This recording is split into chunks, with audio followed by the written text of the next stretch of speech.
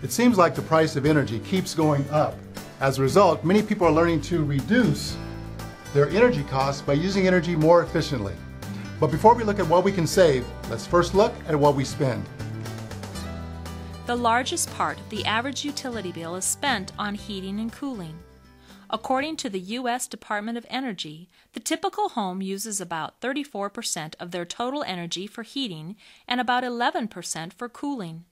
Refrigerators account for about 8%, while lighting, electronics, and other appliances make up about 34%. Finally, water heaters use about 13% of the total energy cost in our homes. Throughout this module, we'll see how you can use less energy in each of these areas. To begin, we'll look at the winter months and see how you can save money yet stay comfortable during the coldest months of the year. You may be surprised how much money you can save with just a slight change to your thermostat. In fact, during the winter months, you can save up to 5% on your heating bill for every degree you lower the indoor temperature. So, for example, by lowering your thermostat just 5 degrees, your heating bill could drop by 25%. During the winter, we recommend setting your thermostat to 68 degrees during the day if you're at home, and at 63 degrees when you're asleep or away from home, unless you need the temperature higher for medical reasons. It's a good idea to turn the temperature down at night, since you'll save energy and money while you sleep.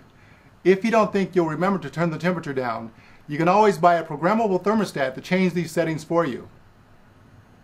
You can always buy a programmable thermostat to change these temperature settings for you automatically. Make sure you buy the programmable thermostat that's suited to the type of central system you have. And if you have room-by-room heating with individual room control, set it back or turn it off in rooms you're not using. Finally, if you're going to be away from home for several days or longer during the winter months, we recommend setting your thermostat to 55 degrees. If you shut your heating system off completely and your house gets too cold, water in your interior pipes can freeze and cause them to break. By setting your thermostat to 55 degrees, you'll still save a lot of money on your utility bill, but your house probably won't get cold enough to freeze your water pipes. If you rent, it's a good idea to talk to your landlord or building professional before setting your thermostat this low. Now let's skip a few months from winter to summer. During the hot summer months, only run your air conditioner when it's necessary. In the evening or on cooler summer days, open up your house and use fans to bring air in. Take advantage of moderate temperatures and lower humidity when you can. After all, there's no point in air conditioning your home if you don't need to. When you do need to run your air conditioner, close up your house and set your thermostat to 78 degrees. To make your house even more energy efficient, here are some additional summertime tips. Turn up the thermostat 3 to 5 degrees when you're leaving for work or going away for a weekend. Install ceiling fans throughout your house. They can make the temperature seem about 4 degrees cooler inside. If you have window air conditioners, only use them in rooms where you spend most of your time. Use your stove and other heat-producing appliances early in the morning or late in the evening. Remember not to adjust the thermostat to a colder temperature to cool a room quickly. The room won't cool any faster, and you'll just end up wasting energy. Just set the thermostat to the temperature you want. Plant trees to shade your home, especially near east and west-facing windows. In addition, evergreen or fir trees can help block cold north and west winter winds. By shading your air conditioning unit, you can increase its efficiency up to 10%. Be sure that shrubs are at least 2 feet away from the unit so they don't block its air circulation. Keep the hot daytime sun out of your home by using drapes, blinds, or shades on your windows. Keep lights low or off and use fluorescent lights since they produce less heat. So far, we've seen how you can use your heating and cooling equipment more efficiently. Next, we'll look at how to keep it running properly and safely. Without regular maintenance, your furnace, air conditioner, heat pump, and other equipment can become less effective or even dangerous. To keep everything running right, Heating and cooling equipment should be checked and serviced every year by a qualified professional. If your furnace isn't running properly, or if you have a blocked flue pipe, it could spread dangerous carbon monoxide through your home. Carbon monoxide is an odorless and colorless gas which can kill. Symptoms of carbon monoxide exposure, such as headaches, dizziness, and nausea, are easily overlooked since they can seem like the flu. To protect yourself and your family, you should install carbon monoxide alarms on each level of your home and check them every few months.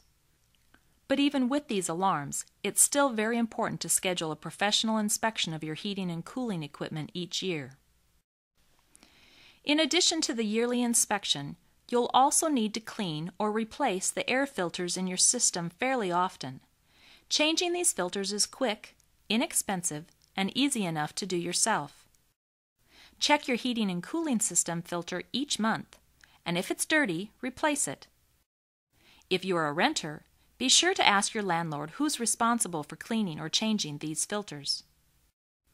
Also, since home heating and cooling equipment needs good airflow to work properly and safely, you'll need to keep the area around your equipment clear. In particular, if you have a furnace or hot water heater in a closed area or closet, you'll need to be sure that air can get to that unit easily. To get the most out of your equipment, it's also a good idea to have your ductwork inspected. If you have a central heating or cooling system, conditioned air moves through the ductwork to each room in your house. If ducts don't move air properly or aren't well insulated, you end up paying to heat or cool air that doesn't go to the right place. Some homes leak 15 to 20% of their conditioned air into attics, crawl spaces, walls, basements, and garages, which can add hundreds of dollars a year to your utility bills. To keep your air distribution system working efficiently, it's a good idea to have a professional inspect and test your ductwork for leaks. If you want, you can even do some of the repair work yourself. For example, leaking duct seams are easy to fix. Although some people use regular duct tape to patch ductwork, it's not a good idea, since there are much better products available these days. The proper way to seal joints, seams, and gaps in your ductwork is to either use mastic, which is a thick paste, or Underwriters Laboratory approved, foil-backed duct tape. Some parts of your ductwork may be difficult to get to, but don't ignore these areas. Instead, have a qualified professional seal any ducts you can't fix yourself. If you have ducts in unconditioned areas, such as crawl spaces or attics, you should not only have them checked for leaks, but you should also have them insulated. Keep in mind, however, that during the winter months, insulated ducts will not heat up your attic or crawl space the way they used to. This means that if you have water or drain pipes in the attic or crawl space, they'll be more likely to freeze and crack. So if your attic or crawl space has water pipes, you'll want to talk to a professional before insulating any nearby ducts. If you rent, be sure to ask your landlord if these things have already been taken care of.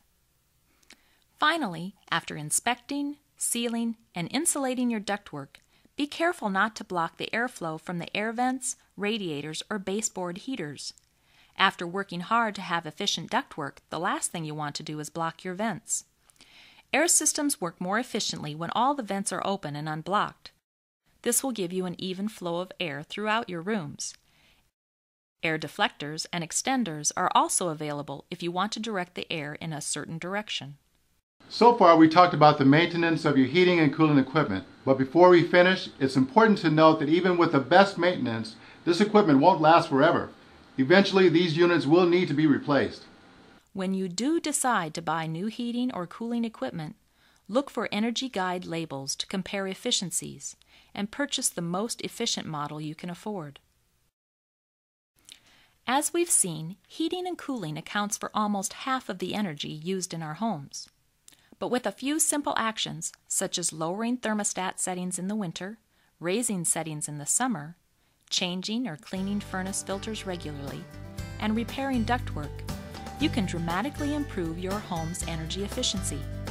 To keep your heating and cooling equipment running properly and safely, have it checked regularly. And if you're purchasing anything new, look for the Energy Star logo and Energy Guide labels. With these tips, you'll be on your way to having a truly efficient and comfortable home.